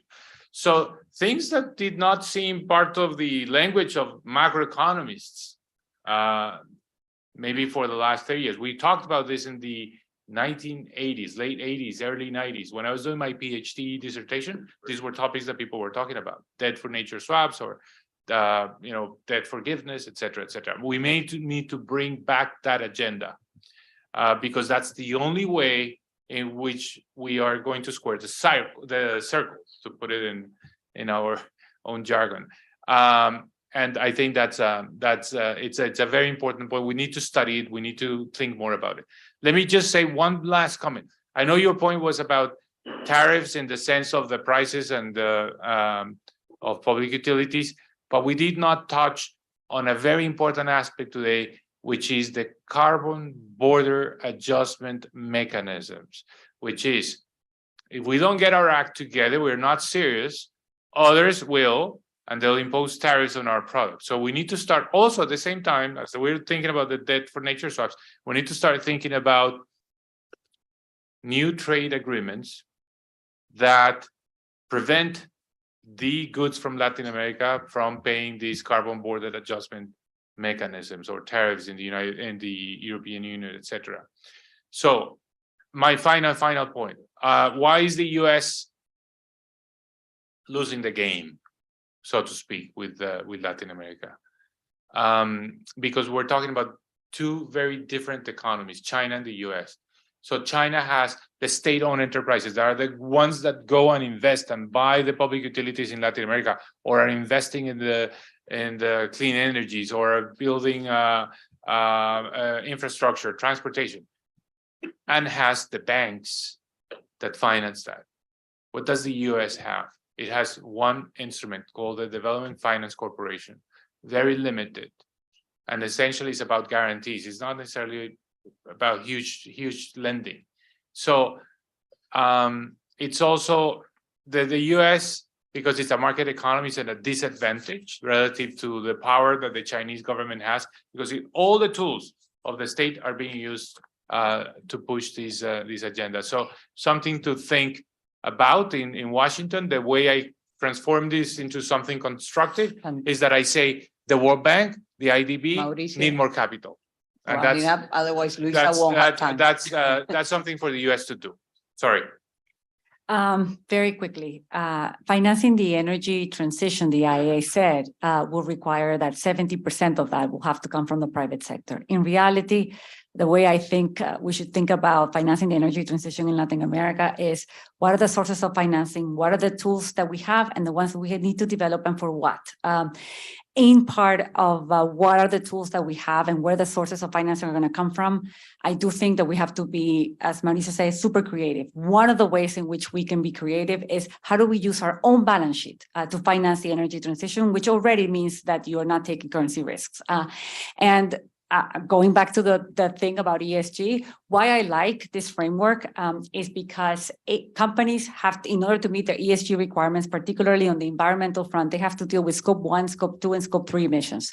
What that means is that companies, in order to show that they're moving in that direction, have to use their own balance sheet, either in the form of OPEX, CAPEX, and even diversifying their business models in order to reduce scope 1 or scope 2 or scope 3 emissions. And that means that it is a way, even if you have foreign direct investment, even if it's not coming in the way of specific clean energy technology, companies themselves are financing and reducing their scope 2 emissions by themselves financing renewable electricity. That's how you do scope 2. You need to decarbonize your sources of energy from a company perspective. So you finance your own, or you outsource your own electricity generation through renewables. So how do we use foreign direct investment? How do we use our own investments? How do we use our own development banks? How do we use the balance sheet of our government in a way that is part of that dynamic? Currently, 50% of the financing of Latin America's energy transition comes from the public sector. Public sector understood as multilateral development banks develop official kind of financing and state-owned companies. The other 50% is private sector, either in the form of loan, equity, all kinds. And so we have to understand that the financing of the energy transition is not going to come from one source. It has to come from many, many different kinds of sources. And that means being very creative in the way we use those tools, including green bonds, sustainability-linked bonds, carbon offsets, carbon markets, and ESG as a way to use balance sheets of companies. Thank you very much. Thanks a lot to Mauricio, Martin, and Luisa for a fantastic and very important conversation, I have to say. I learned a lot. Thanks a lot to the ILAS team, to Camila and Pedro, who were here and helped us put this together. And of course, thank to all of you for coming to this event. It has been a pleasure to share this conversation with you. Thank you. Thank you. Nos merecemos la copa de Sí. Camila, hay que cerrar el...